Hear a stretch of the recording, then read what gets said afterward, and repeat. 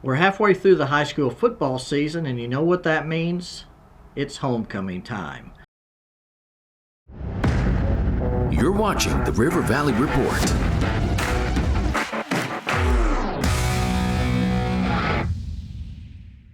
I'm Leland Barclay, and this is the River Valley Sports Report.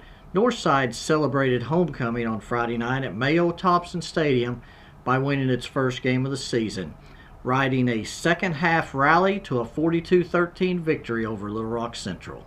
Things got off to a rocky start for the Grizzlies, though, who managed just 62 yards and 3 first downs in the first half and trailed 13-7 after Central returned a fumble 59 yards for a touchdown on the 5th play of the third quarter. But then the game turned completely in Northside's favor when the Grizzlies scored 4 touchdowns during a 6-minute span. First, McLean Moody threw a 31-yard touchdown pass to Ezra Phillips to put the Grizzlies up 14-13. After Central was penalized 15 yards, Northside's Darian McGrew recovered an onside kick, and Moody threw a 46-yard touchdown pass to Rashawn Clark.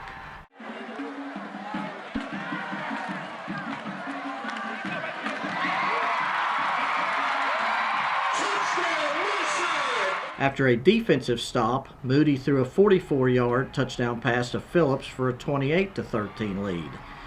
Devin Jones kept the party going when he rushed down the field and recovered a pooch kick for the Grizzlies, and Moody added a 1-yard touchdown run to put Northside firmly up 35-13 with 2:10 left in the third quarter. Northside had 3 interceptions in the game, including 2 by Jalen Chavez and 1 by Larry Arnaud.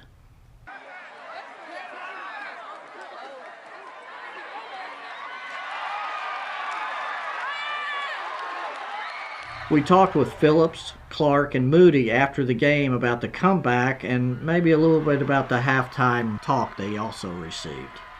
The first half we came out there and played slow. We're 0-4. We really wanted to win overall, but we played at their tempo first half. Second half, we had a big talk at halftime. We really showed them who we were in the second half. It was so much fun seeing what we can do, believing in ourselves, having confidence in our O-line, the whole offense in total, the receivers, the quarterback. We're just showing everyone what we really can do in that second half on offense. For my senior year, it means a lot to me. Especially we played good in the second half, so it means a lot. Coach gave us a talk during half, and then we stepped up, and then you see the score, and we just turned up. And that's where we are. Once we got that momentum back on defense, when they got that pick, and offense started to play better, and then we just scored again, and then we got that momentum back. It was really fun. Whenever we scored, and we were just getting turned. There we are. Well, I mean, first half we went out there. I mean, not gonna lie, we took it a little light coming off 4 losses. They got 4 losses as well. We were really just trying to prove something, I'm not gonna lie. We knew Central, they're a little tougher on like matchups and stuff on the outside, so we knew we were gonna have to try to push the ball out there and try to force it so then we can open up the run game. But when it got to the second half, we were just like, all right, we gotta open up what we can do, and we just started doing what we do best and practice every day at practice. Oh, it's amazing to play with dogs like that around me. I mean, I can trust them, they can trust me. It works hand in hand. We just gotta, get communicated and make sure everybody's doing what they need to do. Well, we had a jump start from our coach, He really got into us and challenged the entire offense, and it really made us push ourselves and just want to be greater for him, for the people that showed up to the game, and most of all for ourselves. Senior offensive lineman Mason Medlock said it was a pep talk at halftime from the coaching staff, especially his offensive line coach Charles Beatty, that inspired Northside's second half surge. So, I can't really speak for the guys out on the perimeter. I'm trying to lead the guys up here on the line. I will say one thing, we just didn't play the speed that we're used to playing. We kind of matched their tempo, which is something that we really shouldn't do. During that second half, during halftime, we had a talk. We got chewed into by Coach Frazier there, but we just had a talk with Coach Beatty there, and it really just set the tone that we're not upset. We just got to fix things, and I think that it was more of an encouragement and less of a put down. So that really helped us there. According to Northside head coach Felix Curry, the win was just what his team needed to regain its confidence. I thought defensively we played well pretty much all game, but to be honest, Little Rock Central, they came to play, and they played real well, and they took a lot of things away that we were doing offensively, and we had to go back, and the offensive staff kind of regroup and decide we probably need to air it out a little bit more, and they had some concepts probably was trying to hold for later that we end up having to use tonight.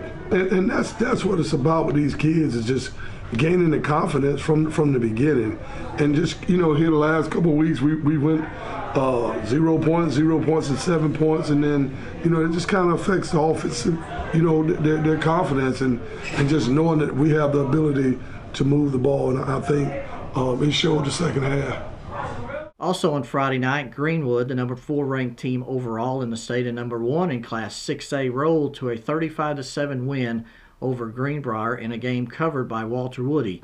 It was Greenwood's 5th straight win via the mercy rule. Meanwhile, over in Alma, Harold McIlvain covered the Airedales' 21-point romp past Farmington.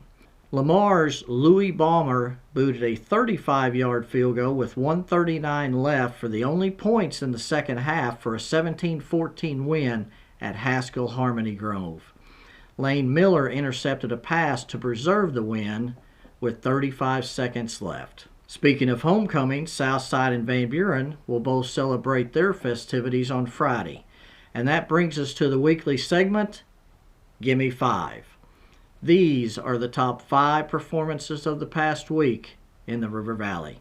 Number 1, we begin with the Player of the Week, Alma senior quarterback Jackson Daly, who set single-game school rushing records with 320 yards and 6 touchdowns in a 56-35 win over Farmington to keep the Airedales atop the 5A West standings at 2-0. Daly rushed 26 times and had touchdown runs of 5, 4, 12, 76, 1, and 9 yards. He also completed 12 of 16 passes for 154 yards and another touchdown to account for 7 in the win. This week, Alma travels to Pea Ridge. Number 2, senior quarterback Cole Ketchum accounted for 4 touchdowns to lead the Hackett Hornets to a 42-35 come-from-behind win over Lavaca on Friday night. Hackett trailed 35-7 late in the first half of the 3A1 conference game. Cole Ketchum ran for 114 yards and 2 touchdowns and threw for 178 yards and 2 touchdowns. Jeremy Lawyer had 33 carries for 266 yards. Senior linebacker Andrew Bass forced a fumble with 1:20 left that his younger brother Nicholas recovered to preserve the win. We talked to Ketchum about the comeback. Before half, we got 2 crucial touchdowns to just kind of get the momentum going into half. And then at half, Coach really told us to just keep good energy throughout the game and just trust each other. And then we came out on the opening drive and was able to punch one in and then get a few good stops on defense, and we're just able to tie the game up. And then at the end, I was able to get one in. Yeah, we definitely needed that because once I got to the sideline after a pick 6, that was unfortunate. I could see everyone was dead, so I knew we had to go down and get some energy back on our sideline for sure. It was big, especially there's been a lot of trash talk going on, so it would have looked bad if we got destroyed and just got beat like that, so it was a big deal.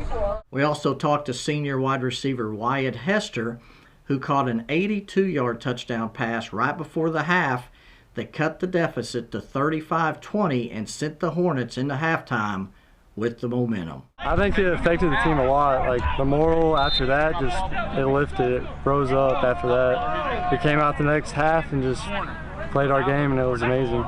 The play for me, it was a backside post. I wasn't really supposed to get the ball, but I was kind of open. So Cole Ketchum chunked the ball, and I came up with the grab for a touchdown. We also talked to Hackett head coach Mason Wan about the win and heading to Cedarville this week for another conference game.